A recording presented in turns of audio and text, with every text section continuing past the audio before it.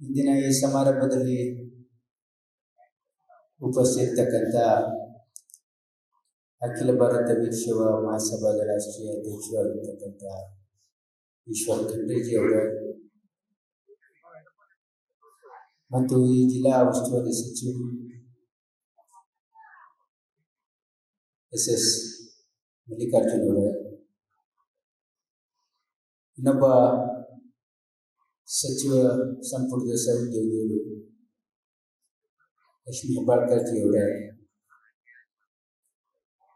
ಮತ್ತು ಹಿರಿಯರಾಗಿರ್ತಕ್ಕಂಥ ಮಾಜಿ KPCC ಅಧ್ಯಕ್ಷರಾಗಿರ್ತಕ್ಕಂಥ ವೀರಭದ್ರಪ್ಪನವರೇ, ವೇದಿಕೆ ಮೇಲೆ ಆಸೀನರಾಗಿರ್ತಕ್ಕಂಥ ಎಲ್ಲ ಶಾಸಕರು ದಯವಿಟ್ಟು ಕ್ಷಮಿಸಬೇಕು, ತೆಗೆದುಕೊಳ್ತಾ ಇಲ್ಲ. ಈಗಾಗಲೇ ಈಶ್ವರ್ ಖಂಡ್ರೆ ಅವರು ಮತ್ತು ಸ್ವಾಗತಕಾರರು ಎಲ್ಲ ಹೆಸರನ್ನು ಹೇಳಿದ್ದಾರೆ. ಇವತ್ತು ನಾವೆಲ್ಲ ಇಲ್ಲಿ ಸೇರಿರ್ತಕ್ಕಂಥ ಉದ್ದೇಶ ತಮಗೆಲ್ಲ ಗೊತ್ತಿರೋ ಹಾಗೆ 9ನೇ ತಾರೀಕು ಚುನಾವಣೆ ಇದೆ. ಈ ಚುನಾವಣೆ ಯಾಕೆ ಮಹತ್ವ ಇದೆ ಅಂತಂದ್ರೆ, ಈ ಚುನಾವಣೆ ನಮ್ಮೆಲ್ಲರ ಪ್ರೀತಿಗೆ ಪಾತ್ರರಾಗಿರ್ತಕ್ಕಂಥ ಶಾಮನೂರು ಶಿವಶಂಕರಪ್ಪಾಜಿಯವರು ಪ್ರತಿನಿಧಿಸ್ತಕ್ಕಂಥ ಮತಕ್ಷೇತ್ರ ಇದು. ಶಾಮನೂರ್ಜಿಯವರು ಎಲ್ಲರನ್ನ ಬಹಳ ಪ್ರೀತಿಯಿಂದ ಅಕ್ಕರೆಯಿಂದ ಕಾಣ್ತಕ್ಕಂಥವ್ರು ಮತ್ತು ಎಲ್ಲರನ್ನ ಯಾರೇ ಅವ್ರ ಹತ್ರ ಬಂದಾಗ ದಾನ ಧರ್ಮ ಮಾಡ್ತಕ್ಕಂಥದ್ದಾಗಿರ್ಬೋದು, ಯಾರೇ ಸಹಾಯ ಕೇಳಿ ಬಂದಾಗ ಸಹಾಯ ಮಾಡ್ತಕ್ಕಂಥದ್ದಾಗಿರ್ಬೋದು ಮತ್ತು ಎಲ್ಲರನ್ನ ಪ್ರೀತಿಯಿಂದ ಕಾಣ್ತಕ್ಕಂಥವ್ರು. ಅವರು ಇವತ್ತು ನಮ್ಮ ಮಧ್ಯದಲ್ಲಿಲ್ಲ, ಆದರೆ ನಮಗೆ ಅವರು ಪ್ರೀತಿಯಿಂದ ಅಷ್ಟೊಂದು ಎಲ್ಲ ಸಮಾಜದ ಜನರ ಜೊತೆ ಒಳ್ಳೆಯ ಒಂದು ಬಾಂಧವ್ಯವನ್ನು ಇಟ್ಕೊಂಡು ಎಲ್ಲ ವರ್ಗದ ಜನರ ಪ್ರೀತಿಗೂ ಕೂಡ ಅವರು ಪಾತ್ರರಾಗಿದ್ದರು. ಅವರು ಇಲ್ಲಿ 6 ಸಾರಿ ಚುನಾವಣೆಯಲ್ಲಿ ತಾವೆಲ್ಲ ಆಶೀರ್ವಾದ ಮಾಡಿದರು. 5 ವರ್ಷ ಅವರು ಪ್ರತಿನಿಧಿಯಾಗಿರಬೇಕಾಗಿತ್ತು. ಅವರ ಲಿಂಗೈಕ್ಯದಿಂದ ಈ ಸೀಟ್ ತೆರವಾಗಿರೋ ಕಾರಣ ಮತ್ತೆ ಚುನಾವಣೆಯನ್ನು ಬಂದಿದೆ. ದಾವಣಗೆರೆಗೆ ಶಾಮನೂರು ಕುಟುಂಬದ ಕೊಡುಗೆ ಬಹಳ ಅಪಾರವಾಗಿದೆ. ಇಲ್ಲಿ ಅವರು ಸ್ಥಾಪಿಸಿರ್ತಕ್ಕಂಥ ವೈದ್ಯಕೀಯ ಕಾಲೇಜುಗಳಿರ್ಬೋದು, ಇಂಜಿನಿಯರಿಂಗ್ ಕಾಲೇಜ್ ಇರ್ಬೋದು, ಡೆಂಟಲ್ ಕಾಲೇಜ್ ಇರ್ಬೋದು ಮತ್ತು ವಿವಿಧ ಅವರ ಒಂದು ಸೊಸೈಟಿ ಕೆಳಗಡೆ ಇರ್ತಕ್ಕಂಥ ಶಾಲಾ ಕಾಲೇಜುಗಳಾಗಿರ್ಬೋದು, ಈ ಭಾಗದ ಜನರ ಏನು ಮಕ್ಕಳಿಗೆ ಓದಲಿಕ್ಕೆ ಬಹಳ ದೊಡ್ಡ ಅನುಕೂಲ ಕೂಡ ಆಗಿದೆ. ಮತ್ತು ನನಗೆ ನೋಡಿ ಬಹಳ ಖುಷಿ ಆಯ್ತು. ದಾವಣಗೆರೆ ನಗರ ಬಹಳ ಸುಂದರವಾಗಿ ಇದನ್ನ ಡೆವಲಪ್ಮೆಂಟ್ ಮಾಡಿದ್ದಾರೆ. ಮಲ್ಲಿಕಾರ್ಜುನ್ ಅವರು, ಆ ಹಿಂದೆ ಶಾಮನೂರ್ಜಿಯವರು, ನಾನು 2013ರಲ್ಲಿ ವೈದ್ಯಕೀಯ ಶಿಕ್ಷಣ ಸಚಿವನಾಗಿದ್ದಾಗ ಈಗ ಅವ್ರ ಜೊತೆ ಒಬ್ಬ ಸಚಿವನಾಗಿ ಕೆಲಸ ಮಾಡತಕ್ಕಂಥ ಒಂದು ಅವಕಾಶ ನಮಗೂ ಸಿಕ್ಕಿತ್ತು. ಶಾಮನೂರ್ಜಿಯವರು ಈ ಕ್ಷೇತ್ರವನ್ನ ಬಹಳ ಅಚ್ಚುಕಟ್ಟಾಗಿ ಅಭಿವೃದ್ಧಿಯನ್ನು ಮಾಡಿದ್ದಾರೆ. ಅದು ನಗರ ಇರ್ಬೋದು, ಹಳ್ಳಿಗಳಿರ್ಬೋದು. ನಾನು ಅನೇಕ ಹಳ್ಳಿಗಳಲ್ಲಿ ಹೋಗಿದ್ದೆ. ಎಲ್ಲ ಹಳ್ಳಿಗಳಲ್ಲಿ ಹಳ್ಳಿಗೆ ಅಪ್ರೋಚ್ ರೋಡ್ ಎಲ್ಲ ಕಾಂಕ್ರೀಟ್ ರೋಡ್ ಮಾಡಿದ್ದಾರೆ. ನಾನು ಹಳ್ಳಿಗಳಲ್ಲಿ ಹೋದಾಗ ನಾನು ಜನರನ್ನ ಮಾತಾಡಿಸ್ತಾ ಕೇಳ್ತಾ ಇದ್ದೆ. ಬಹಳ ಪ್ರೀತಿಯಿಂದ ಜನರು ಅವರನ್ನು ನೆನೆಸ್ಕೊಳ್ತಾ ಇದ್ರು. ನಾವು ಹೋದಾಗ ನಮಗೇನೇ ಕೆಲಸ ಹೇಳಿದ್ರು ಕೂಡ ನೆನ್ಪಿಟ್ಟು ಆ ಕೆಲಸ ಮಾಡ್ತಾ ಇದ್ರು. ಈ ಸಮಸ್ಯೆ ಇದೆ ಅಂದ್ರೆ ಆಗಿಂದಾಗ್ಲೇನೆ ಇವತ್ತು ಅಧಿಕಾರಿಗಳಿಗೆ ಕರೆದು ಕೆಲಸ ಮಾಡಕ್ಕೆ ಹೇಳ್ತಾ ಇದ್ರು. ಸರ್ಕಾರದಿಂದ ಮಾಡಕ್ಕಾಗಲ್ಲ ಅಂತಂದ್ರೆ ತಾವೇ ಸ್ವತಃ ದುಡ್ಡು ಕೊಟ್ಟು ಮಾಡಿಸ್ತಾ ಇದ್ರು. ಅನೇಕ ನಿದರ್ಶನಗಳು ನನಗೆ ಹೇಳಿದ್ರು ಗ್ರಾಮಗಳಲ್ಲಿ. ಅದು ಯಾವುದೇ ಸಮುದಾಯದ ಗುಡಿ ಗುಂಡಾರ ಇರ್ಬೋದು, ಬಸದಿ ಇರ್ಬೋದು, ಎಲ್ಲ ಸಮಾಜದ ವರ್ಗದ ಜನರ ಯಾವುದೇ ಕೆಲಸ ಹೇಳಿದ್ರು ಕೂಡ ಅದು ಸರ್ಕಾರದಿಂದ ಮಾಡಕ್ಕೆ ಏನಾದರೂ ತೊಂದರೆ ಇದ್ರೆ ಸ್ವತಃ ತಮ್ಮ ಹಣ ಕೊಟ್ಟು ಮಾಡಿಸ್ತಕ್ಕಂಥ ದೊಡ್ಡತನ ಅವರಲ್ಲಿತ್ತು ಅಂತಕ್ಕಂಥ ಒಂದು ಭಾವನೆಯಿಂದ ಜನರು ಹೇಳಿದ್ದನ್ನು ನಾನು ಕೇಳಿದೆ.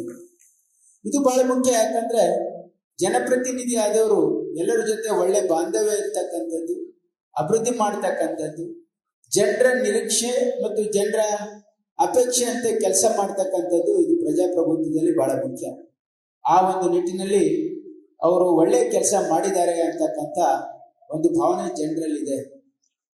ಮತ್ತು ಈಗ ಮಲ್ಲಿಕಾರ್ಜುನವರಾಗಲಿ, ಅವರ ಧರ್ಮಪತ್ನಿ ಪ್ರಭಾ ಮಲ್ಲಿಕಾರ್ಜುನವರಾಗಲಿ, ಅವರು ಕೂಡ ಇಲ್ಲಿ ಒಳ್ಳೆ ರೀತಿಯಿಂದ ಕೆಲಸ ಮಾಡಿದ್ದಾರೆ.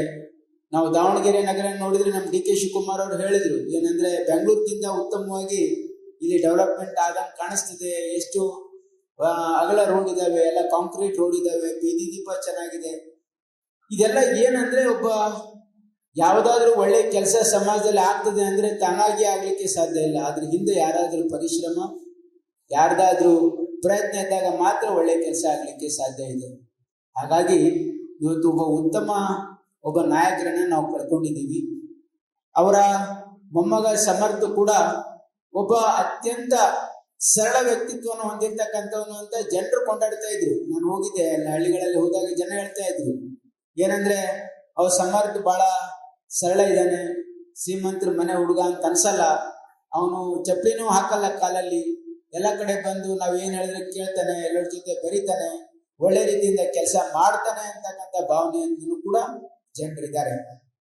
ಹಾಗಾಗಿ ಇವತ್ತು ಪ್ರಜಾಪ್ರಭುತ್ವದಲ್ಲಿ ನಾವು ಯಾವಾಗ ಯುವಕರನ್ನ ಬೆಳೆಸ್ತೀವಿ, ಒಳ್ಳೆ ಗುಣ ಇರ್ತಕ್ಕಂಥವ್ರಿಗೆ, ಒಳ್ಳೆ ಒಂದು ಕೆಲಸ ಮಾಡಬೇಕು ಅಂತ ಹುರುಪಿರ್ತಕ್ಕಂಥವ್ರಿಗೆ ನಾವು ಒಂದ್ ವೇಳೆ ಪ್ರೋತ್ಸಾಹ ಮಾಡಿದ್ರೆ ಅವರು ಒಳ್ಳೆ ನಾಯಕರಾಗಿ ಹೊರಹೊಮ್ಮಲಿಕ್ಕೆ ಸಾಧ್ಯ ಇದೆ.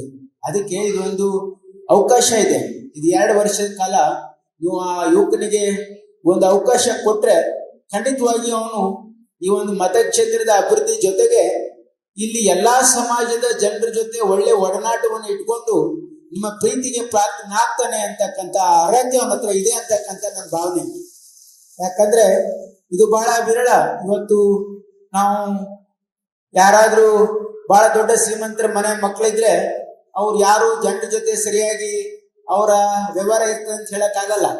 ಆದ್ರೆ ಇಲ್ಲಿ ಒಂದು ನಾವು ವಿರಳತೆಯನ್ನು ನೋಡ್ತಾ ಇದ್ದೀವಿ. ಯಾಕಂದ್ರೆ ಬಹಳ ಅತಿ ಸರಳವಾಗಿರ್ತಕ್ಕಂಥ ಒಬ್ಬ ಯುವಕ ಇವತ್ತು ನಿಮ್ಮ ಆಶೀರ್ವಾದಗೋಸ್ಕರ ಬಂದಿದ್ದಾನೆ. ನೀವು ಅವನಿಗೆ ಆಶೀರ್ವಾದ ಮಾಡಿದ್ರೆ ಈ ರಾಜ್ಯದಲ್ಲಿ ಒಳ್ಳೆ ಉತ್ತಮ ನಾಯಕನಾಗಿ ಹೊರಹೊಮ್ಮಲಿಕ್ಕೆ ಸಾಧ್ಯ ಇದೆ. ಯಾಕಂದ್ರೆ ನೀವು ಒಂದು ಸರಿ ಚಾನ್ಸ್ ಕೊಡ್ಬೋದು, ಆದ್ರೆ 2ನೇ ಸರಿ ಗೆಲ್ಬೇಕಾದ್ರೆ ಅವರ ಪರಿಶ್ರಮ, ಅವರ ಅರ್ಹತೆ ಮತ್ತು ಅವರ ಜನರ ಜೊತೆ ಬಾಂಧವ್ಯ ಬಹಳ ಮುಖ್ಯ ಆಗುತ್ತೆ. ಅದ್ರ ಮುಂದೆ ಅವನಿಗೆ ಅವಕಾಶ ನೀವು ಕೊಟ್ಟು ನೋಡಿದಾಗ ಮಾತ್ರ ಗೊತ್ತಾಗುತ್ತೆ. ಹಾಗಾಗಿ ಇವತ್ತು ನಾವು ವೋಟ್ ಹಾಕುವಾಗ 2 ಬಹಳ ಮುಖ್ಯವಾಗಿ ನಾವು ನೋಡ್ಬೇಕು. ಏನು ಅಂತಂದ್ರೆ ಪಕ್ಷನೂ ನೋಡ್ಬೇಕು, ವ್ಯಕ್ತಿನೂ ನೋಡ್ಬೇಕು. ಯಾಕಂದ್ರೆ ಈ ಪ್ರಜಾಪ್ರಭುತ್ವ ಇದೆಯಲ್ಲ, ಅಷ್ಟು ಸುಲಭವಾಗಿ ಸಿಕ್ಕಿರ್ತಕ್ಕಂಥದ್ದಲ್ಲ ನಮ್ಗೆಲ್ರಿಗೂ. ನಮ್ಮ ಪೂರ್ವಜರು, ನಮ್ಮ ಹಿರಿಯರು, ನಮ್ಮ ಸ್ವಾತಂತ್ರ್ಯ ಹೋರಾಟಗಾರರು ತಮ್ಮ ಸರ್ವಸ್ವವನ್ನೇ ಪಣಕ್ಕಿಟ್ಟು ನಮಗೆ ಈ ಪ್ರಜಾಪ್ರಭುತ್ವ ವ್ಯವಸ್ಥೆಯನ್ನ ಕೊಟ್ಟಿದ್ದಾರೆ. ಇದು ಬಹಳ ಮುಖ್ಯ. ಈ ಪ್ರಜಾಪ್ರಭುತ್ವ ವ್ಯವಸ್ಥೆಯಲ್ಲಿ ನಾವು, ಯಾಕಂದ್ರೆ ಸಾಮಾನ್ಯ ಜನರು ಅಲ್ಲ, ಯಾವ್ದು ಎಲ್ಲರೂ ಕೂಡ ಇಲ್ಲಿ ಸಮಾನರಂತ ನಮ್ಮ ಸಂವಿಧಾನ ನಮ್ಮನ್ನ ಈ ಸಮಾನತೆಯನ್ನ ಕೊಟ್ಟಿದೆಯಲ್ಲ. ಇದರಲ್ಲಿ ಈ ಪ್ರಜಾಪ್ರಭುತ್ವ ಸರಿಯಾದ ಹಾದಿಯಲ್ಲಿ ನಡಿಬೇಕು ಅಂದ್ರೆ ನಮ್ಮ ಜನರಲ್ಲಿ ಜಾಗೃತಿ ಇರಬೇಕು. ನಮ್ಮ ಪ್ರತಿನಿಧಿ ಆಗಿರ್ತಕ್ಕಂಥವ್ರು ಯಾವ ರೀತಿ ಕೆಲಸ ಮಾಡ್ತಾರೆ ಅಂತಕ್ಕಂಥದ್ದನ್ನು ಕೂಡ ಬಹಳ ಮುಖ್ಯ ಇದೆ. ಹಾಗಾಗಿ ಇಲ್ಲಿ 2 ನೋಡ್ಬೇಕು ನಾವು, ಪಕ್ಷನೂ ನೋಡ್ಬೇಕು, ವ್ಯಕ್ತಿನೂ ನೋಡ್ಬೇಕು. ಇಲ್ಲಿ ಪಕ್ಷ ಹೇಳ್ಬೇಕಾದ್ರೆ ನಾನು ನಿಮ್ಗೇನು ಹೇಳ್ಬೇಕಾಗಿಲ್ಲ. ಇವತ್ತು ಕಾಂಗ್ರೆಸ್ ಪಕ್ಷ ಇವತ್ತು ಕರ್ನಾಟಕ ರಾಜ್ಯದಲ್ಲಿ ಇವತ್ತು ನಮ್ಮ ಮಾನ್ಯ ಮುಖ್ಯಮಂತ್ರಿಗಳಾಗಿರ್ತಕ್ಕಂಥ ಸಿದ್ದರಾಮಯ್ಯನವರು, ಡಿ ಕೆ ಶಿವಕುಮಾರ್ ಅವರು ಬಹಳ ಉತ್ತಮವಾಗಿ ಇಲ್ಲಿ 5 ಗ್ಯಾರಂಟಿಗಳನ್ನ ಕೊಡೋದ್ರ ಮುಖಾಂತರ ಇವತ್ತು ಏನು ನಾವು ಜನರಿಗೆ ಮಾತು ಕೊಟ್ಟಿದ್ವಿ. ಯಾಕಂದ್ರೆ ನಾವು ಬಸವಾದಿ ಶರಣರ ಒಂದು ಏನು ತತ್ವದಲ್ಲಿ ನಂಬಿಕೆ ಇಟ್ಟಿರ್ತಕ್ಕಂಥದ್ದು. ಕಾಂಗ್ರೆಸ್ ಪಕ್ಷ ಅಂದ್ರೆ ಬಸವ ತತ್ವದ ಮೇಲೆ ನಡೀತಕ್ಕಂಥ ಪಕ್ಷ ಇದು. ನಾವು ನುಡಿದಂತೆ ನಡೀತಕ್ಕಂಥ ಜನ. ಯಾಕಂದ್ರೆ ನಾವು ಕಾಂಗ್ರೆಸ್ ಪಕ್ಷದ ಸಿದ್ಧಾಂತ ಏನು ಅಂತಂದ್ರೆ ಈ ಸಮಾಜದಲ್ಲಿರ್ತಕ್ಕಂಥ ಕಟ್ಟಕಡೆಯ ಮನುಷ್ಯನಿಗೆ ಸ್ವಾಭಿಮಾನದ ಬದುಕನ್ನ ಕೊಡಬೇಕು. ಕಟ್ಟಕಡೆಯ ಮನುಷ್ಯನಿಗೆ ನಾವು ಶಕ್ತಿ ತುಂಬತಕ್ಕಂಥ ಕೆಲಸ ಮಾಡಬೇಕು, ಅವ್ರನ್ನ ಅಪ್ಕೊಳ್ಬೇಕು, ಅವ್ರು ನಮ್ಮವರು ಅಂತಕ್ಕಂಥ ಭಾವನೆಯಿಂದ ಕೆಲಸ ಮಾಡಬೇಕು ಅಂತಕ್ಕಂಥದ್ದು ಇದು ನಮ್ಮ ಬಸವ ಧರ್ಮ ಹೇಳ್ತದೆ, ಅದೇ ಕಾಂಗ್ರೆಸ್ ಪಕ್ಷದ ಒಂದು ಸಿದ್ಧಾಂತ ಕೂಡ ಆಗಿದೆ. ಹಾಗಾಗಿ ನಾವು ಏನು ಗ್ಯಾರಂಟಿಗಳ ಅನೌನ್ಸ್ ಮಾಡಿದಾಗ ಬಹಳ ಒಂದು ಅಂದ್ರೆ ಹಾಸ್ಯಾಸ್ಪದವಾಗಿ ನೋಡಿದ್ರು ಬಹಳ ದೊಡ್ಡ ದೊಡ್ಡ ನಾಯಕರು. ನಾನು ಇಲ್ಲಿ ಅವ್ರ ಹೆಸರು ಹೇಳಕ್ ಹೋಗೋದಿಲ್ಲ, ಆದ್ರೆ ದೊಡ್ಡ ದೊಡ್ಡ ಬಿಜೆಪಿಯ ನಾಯಕರು ಏನ್ ಹೇಳ್ತಾ ಇದ್ರು ಅಂದ್ರೆ, ಒಂದ್ ವೇಳೆ ನಾವು ಗ್ಯಾರಂಟಿಗಳನ್ನ ಕೊಟ್ಬಿಟ್ರೆ ಈ ಸರ್ಕಾರ ದಿವಾಳಿಯಾಗಿ ಹೋಗ್ತದೆ. ಆದ್ರೆ ಇವತ್ತು ನಾವು ಸುಮಾರು 3 ವರ್ಷಗಳಿಂದ ಈ ನಮ್ಮ ಬೊಕ್ಕಸದಲ್ಲಿರ್ತಕ್ಕಂಥ 1,20,000 ಕೋಟಿಗಿಂತ ಹೆಚ್ಚು ಹಣವನ್ನ ನಾವು ಸಾಮಾನ್ಯ ಬಡವರ ಮನೆ ಬಾಗಿಲಿಗೆ ಮುಟ್ಟಿಸ್ತಕ್ಕಂಥ ಕೆಲಸ ಮಾಡಿದೀವಿ. ನಮ್ಮ ಸರ್ಕಾರ ಯಾವುದು ದಿವಾಳಿಯಾಗಿ ಹೋಗಿಲ್ಲ. ನಾವು ಅಭಿವೃದ್ಧಿನೂ ಮಾಡ್ತಾ ಇದ್ದೀವಿ, ಜನರಿಗೂ ಕೂಡ. ಯಾಕಂದ್ರೆ ಬಡವರ ನಾವು ಯಾವಾಗ ಈ ರಾಜ್ಯದ ಬಡವರ ಹಿತವನ್ನ ಕಾಪಾಡ್ತೀವಲ್ಲ, ಅವಾಗ ಏನಾಗ್ತದೆ, ಶ್ರೀಮಂತರು ಅದನ್ನ ಸಹಿಸ್ಕೊಳ್ಳಕ್ಕಾಗೋದಿಲ್ಲ ಕೆಲವು ಜನ. ಹಾಗಾಗಿ ಇವತ್ತು ನಮ್ಗೆ ಟೀಕೆಯನ್ನ ಮಾಡ್ತಾರೆ, ಆದ್ರೆ ಟೀಕೆಯನ್ನ ಸಹಿಸ್ಕೊಳ್ಳಕ್ಕೆ ನಾವು ತಯಾರಾಗಿದ್ದೀವಿ. ಯಾಕಂದ್ರೆ ಈ ಸ್ವಾತಂತ್ರ್ಯದ ಫಲ ಕೇವಲ ಸಮಾಜದಲ್ಲಿ ಉನ್ನತ ಸ್ಥಾನದಲ್ಲಿ ಇರ್ತಕ್ಕಂಥವ್ರು, ಈ ಸಮಾಜದಲ್ಲಿ ಶ್ರೀಮಂತರಿಗೆ ಮಾತ್ರ ಅದು ಸೀಮಿತ ಆಗ್ಬಾರ್ದು. ಅವರ ಕುಟುಂಬದಲ್ಲೂ ಕೂಡ ಪರಿವರ್ತನೆ ಆಗ್ಬೇಕು, ಅವರ ಆದಾಯ ಹೆಚ್ಚಾಗ್ಬೇಕು. ಬಡವ್ರ ಮಕ್ಕಳು ಕೂಡ ವಿದ್ಯಾವಂತರಾಗ್ಬೇಕು, ಬುದ್ಧಿವಂತರಾಗ್ಬೇಕು. ಅವರು ಸಮಾಜದಲ್ಲಿ ತಮ್ಮ ಕಾಲಿನ ಮೇಲೆ ತಾವು ನಿಲ್ಲಬೇಕು ಅಂದ್ರೆ ಅವರಿಗೆ ಸಹಾಯ ಮಾಡ್ತಕ್ಕಂಥ ಅವಶ್ಯಕತೆ ಇದೆ. ಯಾಕಂದ್ರೆ ಇವ್ರು ಯಾರು ಮಾತಾಡ್ತಾರಲ್ಲ, ಅವ್ರು ಬಡವರ ಮನೆಯ ಪರಿಸ್ಥಿತಿ ಇವ್ರಿಗೆ ಗೊತ್ತಾಗೋದಿಲ್ಲ. ಯಾಕಂದ್ರೆ ನಾವು ಹಳ್ಳಿಗಳಲ್ಲಿ ಹೋಗಿ ನೋಡಿದಾಗ ಬಡತನ ಎಷ್ಟು ಬಡತನ ಇದೆ.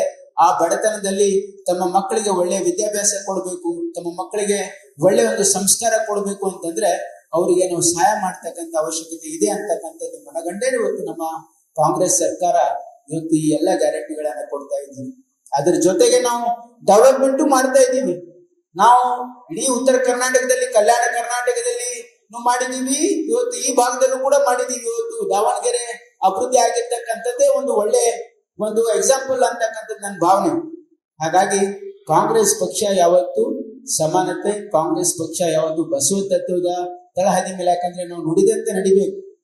ನಾವು ನುಡಿದಂತೆ ನಡೀದೇ ಇದ್ರೆ ನಾವು ಯಾವುದು ಕೂಡ ಜನರು ಅದನ್ನು ಒಪ್ಪೋದಿಲ್ಲ. ಹಾಗಾಗಿ ನಾವು ನುಡಿದಂತೆನೂ ಕೂಡ ನಡೆದಿದ್ದೀವಿ. ಮತ್ತು ಸಮರ್ಥನು ಕೂಡ ಒಬ್ಬ ಸಭ್ಯ ಮತ್ತು ಒಳ್ಳೆ ಒಬ್ಬ ಯುವಕ, ಅವನಿಗೆ ನೀವು ಆಶೀರ್ವಾದ ಮಾಡಿದ್ರೆ ಒಬ್ಬ ಒಳ್ಳೆ ನಾಯಕನಾಗಿ ಈ ರಾಜ್ಯದಲ್ಲಿ ಹೊರ ಹೋಗ್ಲಿಕ್ಕೆ ಸಾಧ್ಯ ಇದೆ ಅಂತಕ್ಕಂಥ ಒಂದು ಅವಕಾಶ ನಿಮ್ಗಿದೆ. ನೀವು ಅವನನ್ನ ಆಶೀರ್ವಾದ ಮಾಡಿ ಬೆಳೆಸಿದ್ರೆ ಅವನು ಖಂಡಿತವಾಗಿ ನಿಮ್ಮ ಸೇವೆ ಪ್ರಾಮಾಣಿಕತೆಯಿಂದ, ನಿಷ್ಠೆಯಿಂದ ನಿಮ್ಮ ಮನೆಯ ಮಗನಾಗಿ ದುಡಿತಕ್ಕಂಥ ಅರ್ಹತೆ ಅವನಿಗಿದೆ ಅಂತಕ್ಕಂಥದ್ದು ನಮ್ಮ ಭಾವನೆ ಇದೆ. ಅದಕ್ಕೆ ನೀವು ಸ್ಪಂದಿಸಬೇಕು ಅಂತಕ್ಕಂಥದ್ದು ನನ್ನ ಕಳಕಳಿಯ ಮನವಿ. ಅದಕ್ಕೆ ಬರ್ತಕ್ಕಂಥ 9ನೇ ತಾರೀಕು ತಾವೆಲ್ಲ ಇವತ್ತು ನಮ್ಮ ಅಭ್ಯರ್ಥಿಯಾಗಿರ್ತಕ್ಕಂಥ ಸಮರ್ಥ ಅವರಿಗೆ ಆಶೀರ್ವಾದ ಮಾಡಿ ನಿಮ್ಮ ಸೇವೆ ಮಾಡ್ಲಿಕ್ಕೆ ಒಂದು ಅವಕಾಶ ಮಾಡಿಕೊಡ್ಬೇಕಂತ ಟೈಮ್ ಕೇಳ್ಕೊಂಡು 2 ಮಾತನ್ನ ಮುಗಿಸ್ತೀನಿ.